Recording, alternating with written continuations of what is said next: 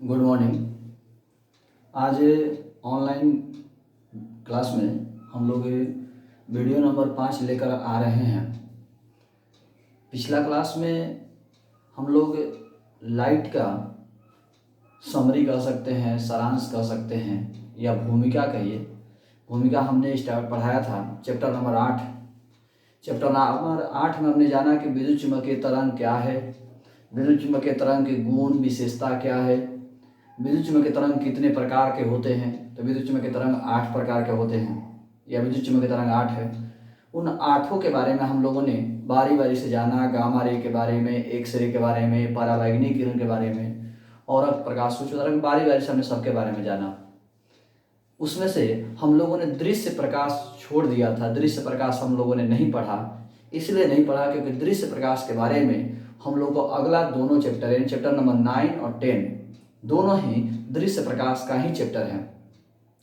एक बार हम थोड़ा सा चर्चा करना चाहेंगे कि गामा रे, एक्स रे,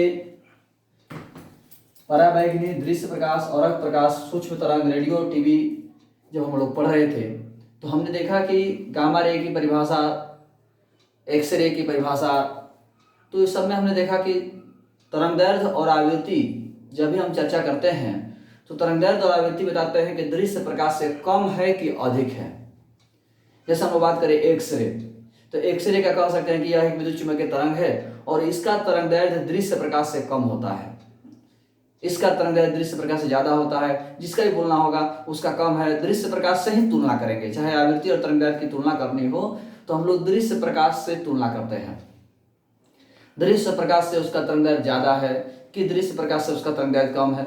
तो सबसे बड़ा सवाल कि दृश्य प्रकाश से ही क्यों, हम लोग दृश्य प्रकाश से ही तुलना बाकी सबका क्यों करते हैं। तो हम आपको बता दें यहाँ पर कि हम लोग किसी भी चीज को जब हम तुलनात्मक रूप से दिखाते हैं तो हम लोग तुलना के लिए उसी चीज को चुनते हैं, उसी वस्तु को चुनते हैं जिसके बारे में सब लोग जानते हो। जैसे मान लीजिए कोई पूछेगा आपसे कि हाँ आपका डेरा कहाँ है, तो आपका डेरा कहाँ है तो आप अपने डेरा को वैसी जगह से बताएंगे। जैसे मान लीजिए कोई जिसके बारे में सब लोग जानते हो, स्टेशन के पास में है, स्टेशन सब लोग जानते हैं। और यदि आपको है कि आपका डेरा कहाँ है तो कहिएगा मोहन के बगल में। तो कौन मोहन? तो सोहन के बगल में। तो ये पॉसिबल नहीं है क्योंकि डेरा आपका या कोई चीज बताना हो, डेरा ही नहीं कोई चीज बताना हो, आपका गांव कहाँ है तो आपका गांव आप बताने के लिए आप लोग ऐसी जगह का नाम लेते हैं जिसके बारे में सब लोग जानते हैं। जगदीशपुर के आसपास में है, बिहिया के आसपास में है। जगदीशपुर में बहुत से गांव हैं, तो बाकी गांवों का नाम आपने क्यों नहीं लिया? जगदीशपुर का ही क्यों लिया? आपके बगल में जो गांव का नाम ले लेते। लेकिन नहीं, इसीलिए क्योंकि हम लोग वैसे चीज का नाम लेते हैं जिसके बारे में सब लोग जानते हो।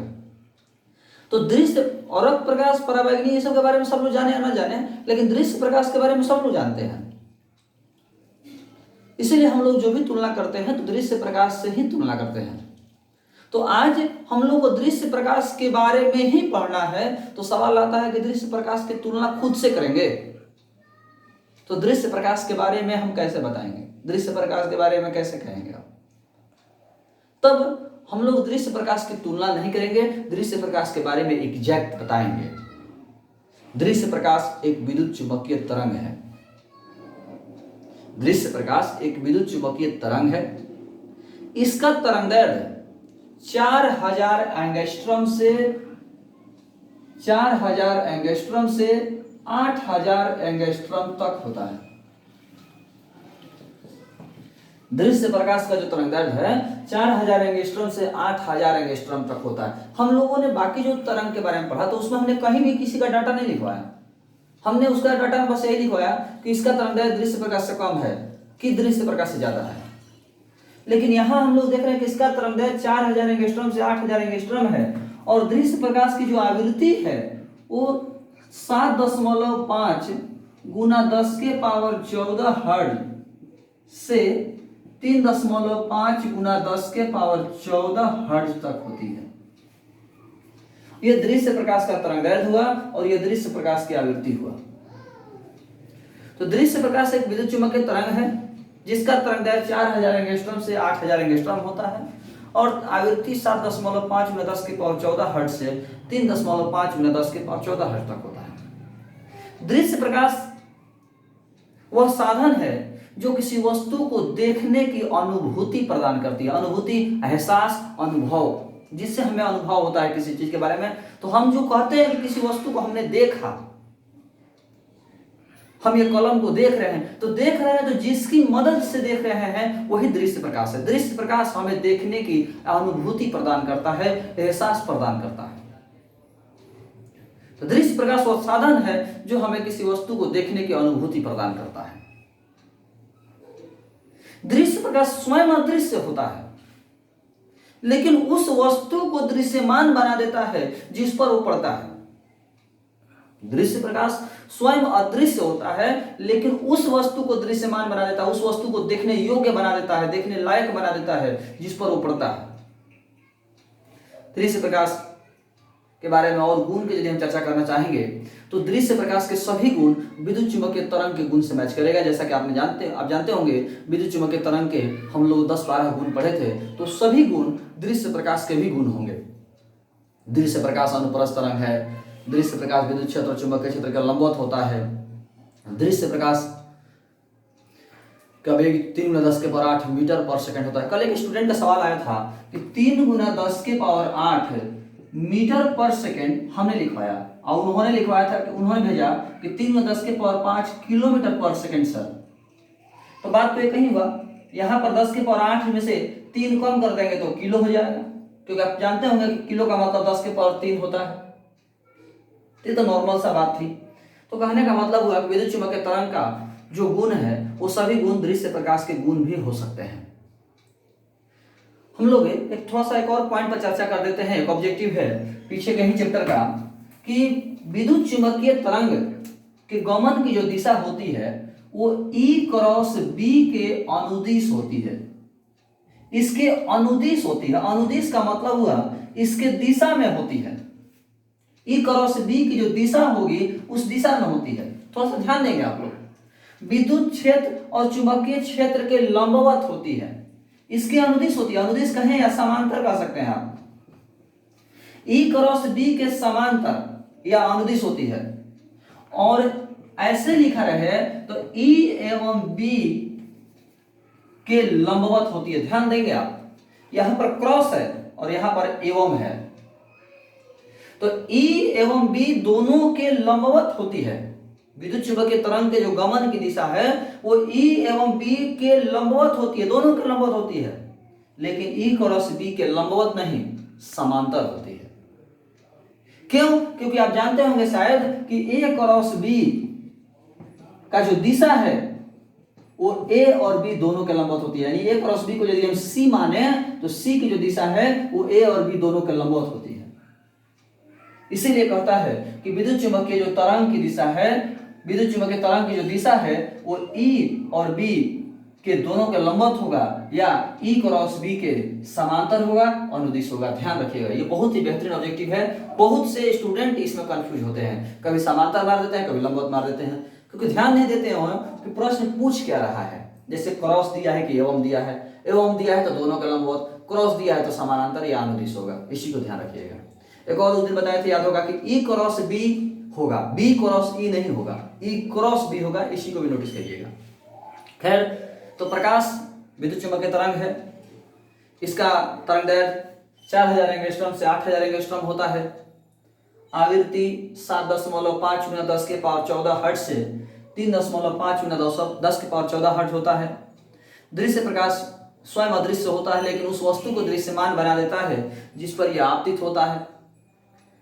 दृश्य प्रकाश किसी वस्तु को देखने की अनुभूति प्रदान करता है। दृश्य प्रकाश परावर्तन, अपवर्तन, व्यतिकरण, विवर्तन, ध्रुवण, प्रकीर्णन आदि सभी घटनाओं को प्रदर्शित करता है, और हमारा पूरा लाइट इन्हीं घटनाओं के बारे में पढ़ने का चैप्टर है। हम लोग बारी बारी से परावर्तन के बारे में, अपवर्तन के बारे में, व्यतिकरण के बारे में, विवर्तन के बारे में, ध्रुवण के बारे में, प्रकीर्णन के बारे में, यानी कुल मिलाकर सभी घटनाओं के बारे में बारी बारी से पढ़ेंगे। और जब सभी घटनाओं के बारे में पढ़ लेंगे तो हमारा ये चैप्टर समाप्त हो जाएगा। लेकिन जितना आसानी से बोल दिए उतना जल्दी खत्म नहीं होगा, इसमें बहुत ज़्यादा समय लगेगा। लाइट बहुत लंबा चैप्टर है। हम लोग जब ऑफलाइन क्लास में मिलते हैं तो लाइट लगभग 2 से 2.5 महीना चलता है। तो आज हम लोग शुरुआत करेंगे परावर्तन से। पहला घटना प्रकाश का परावर्तन। हम लोग प्रकाश के परावर्तन घटना से स्टार्ट करेंगे। प्रकाश का परावर्तन क्या है? बहादुर, सब लोग जानते होंगे प्रकाश का परावर्तन की परिभाषा सब लोगों से पूछा जाए तो सब लोग यही बोलते हैं कि किसी वस्तु से टकरा कर जब प्रकाश लौट आती है तो प्रकाश का परावर्तन है। किसी से भी पूछिए यही बात बताते हैं कि किसी वस्तु पर जब प्रकाश पड़ती है और टकरा कर लौट आती है तो उसी को परावर्तन कहते हैं। अच्छी बात है, यही परिभाषा है भी, लेकिन थोड़ा सा हम इस परिभाषा को स्टैंडर्ड बनाते हैं, इसको ऑब्जेक्टिव के रूप में लेके आते हैं। तो ध्यान देंगे आप, जैसे प्रकाश इस बोर्ड पर पड़ा और टकरा करके लौट आया, यही परावर्तन है। अच्छी बात है, यही परावर्तन है। लेकिन क्या हम ऐसा नहीं कह सकते हैं कि प्रकाश पहले जा रहा था उधर लेकिन परावर्तन की वजह से इधर आ गया? ऐसा हम कह सकते हैं? स्वाभाविक सी बात है। प्रकाश पहले उस पार जाने की कोशिश कर रहा था, उधर जाने की कोशिश कर रहा था, लेकिन परावर्तन की वजह से वो इधर ही आ गया। यानी हम कह सकते हैं कि प्रकाश अपना रास्ता भटक गया, प्रकाश का रास्ता बदल गया। यानी परावर्तन में रास्ता बदल जाता है। लेकिन आप ये भी नोटिस करें कि जिस धर से जा रहा था, मतलब इधर से जा रहा था तो इधर ही आ गया, मतलब इसी साइड आ गया, उस साइड नहीं गया, इसी साइड आ गया। यानी हम ऐसा भी कह सकते हैं कि जिस माध्यम से जा रहा था उसी माध्यम में चला आया, दूसरे माध्यम में नहीं गया, इसी माध्यम में आ गया, इधर ही आ गया। यानी प्रकाश के परावर्तन में माध्यम नहीं बदला, केवल रास्ता बदला। तो हम ऐसा भी कह सकते हैं कि प्रकाश का परावर्तन क्या है? तो जिसमें माध्यम नहीं बदलता है, रास्ता बदल जाता है। इसको सजा देते हैं। माध्यम में बिना परिवर्तन किए प्रकाश का अपने पथ से विचलित हो जाना, भटक जाना, रास्ता चेंज कर देना ही प्रकाश का परावर्तन है। यानी वह प्रकाशीय घटना जिसमें प्रकाश बिना माध्यम में परिवर्तन किए प्रकाश अपने पथ से विचलित हो जाता है, वही घटना प्रकाश का परावर्तन है। वह घटना जिसमें प्रकाश बिना माध्यम में परिवर्तन किए अपने पथ से विचलित हो जाता है, अपने पथ से भटक जाता है, अपने पथ से परिवर्तित कर देता है अपने पथ को, यही हमारा प्रकाश का परावर्तन है। प्रकाश के परावर्तन में आप ध्यान रखेंगे कि माध्यम नहीं बदलता है, रास्ता बदल जाता है। हम अपवर्तन जब पढ़ेंगे तो वहां पर यही पढ़ेंगे कि वहां रास्ता भी बदलता है, माध्यम में बदलता है। इसीलिए ध्यान रखिएगा, बिना माध्यम में परिवर्तन किए प्रकाश का अपने पथ से विचलित हो जाना प्रकाश का परावर्तन है, और माध्यम में परिवर्तन के साथ प्रकाश का अपने पथ से विचलित हो जाना प्रकाश का अपवर्तन है। नोटिस करिएगा, बिना माध्यम में परिवर्तन किए प्रकाश का अपने पथ से विचलित हो जाना प्रकाश का परावर्तन है, और माध्यम में परिवर्तन के साथ अपने पथ से विचलित हो जाना प्रकाश का अपवर्तन है। तो हम लोग प्रकाश के परावर्तन के बारे में जानेंगे। तो प्रकाश के परावर्तन के दो नियम हैं। पहला, आपतित किरण, परावर्तित किरण और आपतन बिंदु पर अभिलंब तीनों एक ही तल में होते हैं। दूसरा, आपतन कोण परावर्तन कोण के बराबर होता है। ये नियम सब लोग जानते होंगे, 7वां क्लास से ही पढ़ना है। एक बार फिर से हम लोग देख लेते हैं डायग्राम के माध्यम से। ये हमारा एक परावर्तक सतह हुआ। परावर्तक सतह का मतलब हुआ जिस पर प्रकाश पड़ करके लौटता है, ये परावर्तक सतह हुआ। प्रकाश किरण ये आया तो ये आपतित किरण कहलाएगा। ये आपतित किरण हुआ। परावर्तक सतह पे प्रकाश किरण आया तो ये आपतित किरण हुआ। ये आपतन बिंदु हुआ, ये अभिलंब, और ये हुआ परावर्तित किरण।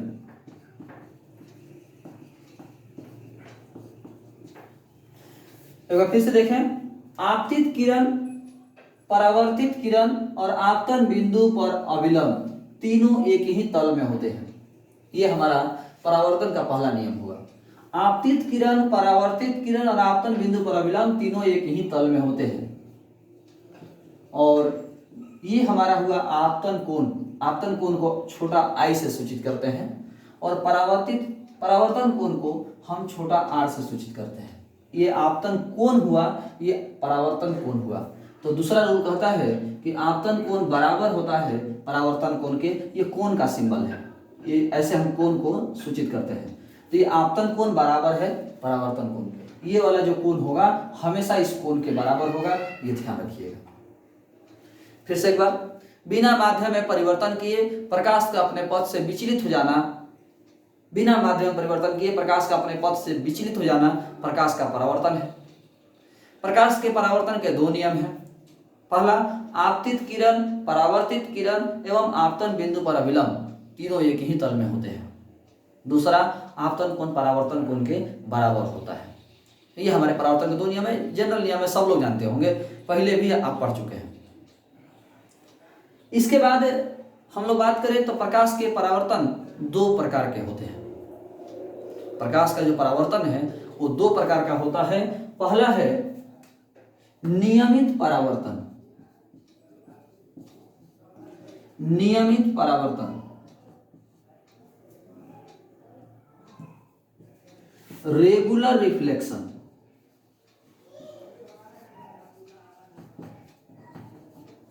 पहला है नियमित परावर्तन।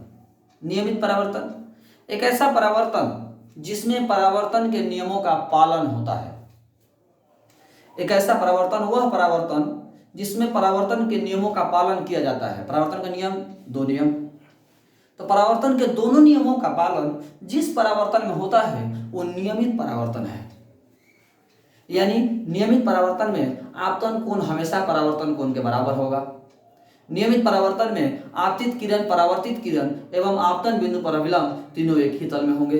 यानी एक ऐसा प्रकाश का परावर्तन जिसमें परावर्तन के दोनों नियमों का पालन होता है वो नियमित परावर्तन है, और नियमित परावर्तन को ही हम प्रकाश के परावर्तन कहते हैं सामान्यतः।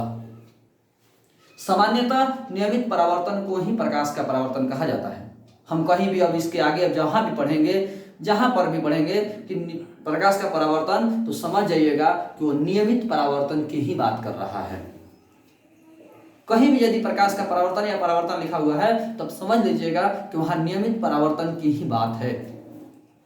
नियमित परावर्तन के एग्जाम्पल एक ही है, दर्पण से परावर्तन, क्योंकि नियमित परावर्तन एक प्रैक्टिकल है जिसको केवल हम प्रैक्टिकल करते हैं। यह हमारे आसपास में हर जगह नहीं मिलेगा। ये नियमित परावर्तन प्रैक्टिकली दिखाया जा सकता है। तो नियमित परावर्तन का एक ही एग्जाम्पल है दर्पण से परावर्तन। आप देखे होंगे, अब तो समय नहीं रहा, पहले ऐसा होता था, शीशा से, शीशा जो हम लोग चेहरा देखते हैं जिसमें घर में आईना, तो शीशा से यदि आप प्रकाश को लेकर के आते हैं और चमकाने की कोशिश करते हैं किसी पर, तो आप नोटिस करिएगा कि प्रकाश किसी एक एंगल से आता है तो एक ही एंगल पर जाता है। यानी यदि मेरे चेहरे पर प्रकाश परावर्तित हो क्या रहा है तो मेरे बगल के मित्र के चेहरे पर प्रकाश आएगा नहीं, क्योंकि वो उस कोण पर नहीं खड़ा है जिस कोण पर हम खड़े हैं। यानी मेरा कहने का मतलब हुआ कि नोटिस करेंगे आप, यदि शीशा पर प्रकाश आया और प्रकाश परावर्तन के बाद यहाँ जा रहा है और हम यहाँ खड़े हैं तो ही मुझे चमकेगा, यहाँ मेरा मित्र खड़ा है तो यहाँ उसको नहीं चमकेगा, क्योंकि ये कोण अलग हो गया और ये कोण अलग है। आप देखे होंगे ऐसा कि शीशा से चमकाने के बाद प्रकाश सबके चेहरे पर नहीं चमकता, किसी खास व्यक्ति या किसी खास जगह पर ही जाता है, क्योंकि वो खास व्यक्ति खास कोण पर ही है। नियमित परावर्तन में आपतन कोण परावर्तन कोण का हमेशा बराबर होता है। यानी 50 डिग्री पर प्रकाश आया है तो 85 डिग्री पर जाएगा, और 50 डिग्री पर यदि कोई व्यक्ति है तो उसके चेहरे पर जाएगा, नहीं तो नहीं जाएगा। तो कुल मिलाकर नियमित परावर्तन एक ऐसा परावर्तन जिसमें परावर्तन के नियमों का पालन होता है। नियमित परावर्तन को ही प्रकाश का परावर्तन आज के बाद आगे सभी जगह कहा जाएगा। नियमित परावर्तन, दर्पण से परावर्तन नियमित परावर्तन का ही एग्जाम्पल है, उदाहरण है। ये रहा नियमित परावर्तन। दूसरा है अनियमित परावर्तन। सिंपल सी बात है, अनियमित, जिसमें नियम पालन नहीं होगा। अनियमित परावर्तन, इरेगुलर रिफ्लेक्शन, इरेगुलर रिफ्लेक्शन, अनियमित परावर्तन एक ऐसा प्रकाश का परावर्तन जिसमें परावर्तन के नियमों का पालन नहीं किया जाता है। एक ऐसा प्रकाश का परावर्तन जिसमें परावर्तन के नियमों का पालन नहीं होता है। इस प्रकाश के परावर्तन में आपतन कोण परावर्तन कोण के बराबर नहीं होगा, क्योंकि इसमें परावर्तन के नियमों का पालन नहीं होता है। तो वह प्रकाश का परावर्तन जिसमें परावर्तन के नियमों का पालन नहीं होता है अनियमित परावर्तन है।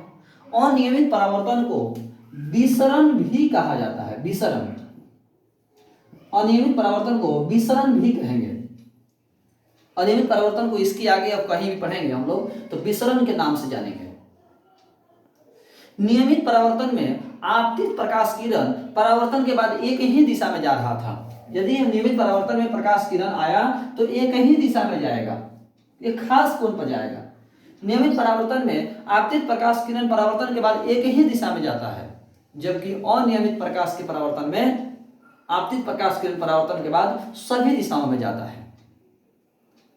फिर से एक बार समझें, नियमित परावर्तन में आपतित प्रकाश किरण परावर्तन के बाद एक ही दिशा में जाता है, जबकि अनियमित परावर्तन में आपतित प्रकाश किरण परावर्तन के बाद सभी दिशाओं में जाता है। इसको हम एग्जाम्पल समझते हैं, क्लियर हो जाएगा। जैसे शीशा हम चमकाते हैं तो प्रकाश आया तो एक ही व्यक्ति के चेहरे पर जाएगा, केवल उसी व्यक्ति को पता चलेगा कि कोई शीशा चमका रहा है, क्योंकि उसके चेहरे पर गया। यदि उसके चेहरे पर नहीं जाएगा तो उसको पता नहीं चलेगा कि कोई व्यक्ति शीशा चमका रहा है। कभी कहीं देखे होंगे अगल बगल चलते हुए, कभी किसी का घड़ी भी चमक जाता है, घड़ी कभी लाइट जब आता है किसी के चेहरे पर तो क्या चमका, क्योंकि उसके चेहरे पर लाइट गया तो उसको पता चला। यदि उसके चेहरे पर लाइट नहीं जाता तो नहीं पता चलता। और नियमित परावर्तन हुआ। अनियमित परावर्तन की एग्जाम्पल समझे, जैसे ये कलम, ये कलम पर प्रकाश आ रहा है किसी खास कोण पर, लेकिन जो प्रकाश है वो परावर्तन के बाद सभी दिशाओं में जा रहा है। यही कारण है कि ये कलम जो है सभी व्यक्तियों को दिख रहा है। उस शीशा जो चमका रहे थे वो केवल एक ही व्यक्ति को दिख रहा था, लेकिन ये कलम सभी को दिख रहा है। क्यों? क्योंकि इस पर प्रकाश जो आया तो परावर्तन के बाद सभी दिशाओं में गया, तो सभी दिशाओं में गया तो सभी व्यक्ति को दिख रहा। जो इस पर प्रकाश आया तो आपतित प्रकाश किरण परावर्तन के बाद सभी दिशाओं में गया, तो सभी दिशाओं में गया तो सबकी आंखों में जा रहा, सबकी आंखों में जा रहा तो सबको कलम दिखाई दे रहा। तो कुल मिलाकर हमारे आसपास में सभी वस्तुएं दिखाई देती है, दृश्यमान होती हैं। किस घटना की वजह से? तो विसरण के कारण या अनियमित परावर्तन के कारण ही हमारे आसपास की वस्तुएं दृश्यमान होती है, दिखाई देती है। कोई आपसे पूछता, अब पूछेगा कि कोई वस्तु क्यों दिखाई देती है या कैसे दिखाई देती है, तो हम लोग बोल देते हैं प्रकाश के परावर्तन के कारण। अच्छी बात है, प्रकाश के परावर्तन के कारण ही होगा। लेकिन यदि उसमें प्रकाश के परावर्तन ऑप्शन ना हो तो हम विसरण को टिक करेंगे, या प्रकाश के परावर्तन भी हो और विसरण भी हो तो हम लोग विसरण को ही टिक करेंगे, क्योंकि ध्यान रखिएगा कि प्रकाश के परावर्तन वहां पर नियमित परावर्तन को करवा रहा है, क्योंकि नियमित परावर्तन को ही प्रकाश के परावर्तन हम कहते भी हैं। तो ध्यान रखिएगा, विसरण यदि है तो विसरण आंसर होगा। विसरण या अनियमित परावर्तन नहीं है तब जाकर के नियमित परावर्तन या प्रकाश के परावर्तन हो जाएगा, याद रखेंगे आप लोग। तो अभी तक हम लोगों ने जाना प्रकाश क्या है। तो प्रकाश किसी वस्तु को देखने की अनुभूति प्रदान करता है। प्रकाश के गुण में हम लोग विद्युत चुंबकीय तरंग के सभी गुण शामिल कर सकते हैं। प्रकाश परावर्तन, अपवर्तन, व्यतिकरण, विवर्तन, ध्रुवण आदि घटनाओं को प्रदर्शित करता है। परावर्तन बिना माध्यम में परिवर्तन किए प्रकाश का अपने पथ से विचलित हो जाना प्रकाश का परावर्तन है। प्रकाश के परावर्तन के दो नियम हैं, आपतित किरण, परावर्तित किरण और आपतन बिंदु पर अविलंब, तीनों एक ही तल में है। आपतन कोण परावर्तन कोण के बराबर होता है। प्रकाश के परावर्तन दो प्रकार के होते हैं, पहला है नियमित परावर्तन, दूसरा है अनियमित परावर्तन। नियमित परावर्तन में वह प्रकाश का परावर्तन जिसमें परावर्तन के नियमों का पालन होता है वो नियमित परावर्तन है। नियमित परावर्तन को सामान्यतः यानी लगभग प्रकाश का परावर्तन ही कहते हैं। नियमित परावर्तन में आपतित प्रकाश किरण परावर्तन के बाद एक ही दिशा में जाएगी, निश्चित दिशा में जाएगी। जैसे कि दर्पण से परावर्तन, शीशा हम लोग चमकाते हैं तो एक ही दिशा में जाता है। दूसरा है अनियमित परावर्तन, वह प्रकाश का परावर्तन जिसमें परावर्तन के नियमों का पालन नहीं होता है, अनियमित परावर्तन है। अनियमित परावर्तन में आपतित प्रकाश किरण परावर्तन के बाद सभी दिशाओं में जाती है। जैसे कि कोई वस्तु दिखाई देता है, हमारे आसपास के सभी वस्तुएं विसरण या अनियमित परावर्तन के कारण ही दिखाई देती है। ये रहा हमारा प्रकाश के परावर्तन के बारे में। इसके आगे हम लोग दर्पण से गोलीय दर्पण के बारे में पढ़ेंगे, या कहें कि दर्पण के परावर्तन के बारे में पढ़ेंगे। तो अभी हम लोग दर्पण से परावर्तन के बारे में इसके आगे हम लोग पढ़ेंगे। तो आज हम लोग इतना ही रहने देते हैं और अगले क्लास में हम लोग दर्पण से परावर्तन के बारे में देखेंगे। फिर से एक बार आपको बता दें, जब भी आप लोग वीडियो देखते हैं तो वीडियो को सब्सक्राइब जरूर करें, जिससे कि आपके अगले वीडियो का लिंक आपको मिल जाए, और नोट्स बनाने की कोशिश करें। जो भी हम आपको बता रहे हैं वीडियो को बार बार देखें, बार बार देखेंगे तो आपको कॉन्सेप्ट क्लियर होगा और नोट्स आप पढ़ेंगे जो भेज रहे हैं हम, तो पढ़ने में आपको सहूलियत होगी, समझ में भी आएगी। धन्यवाद।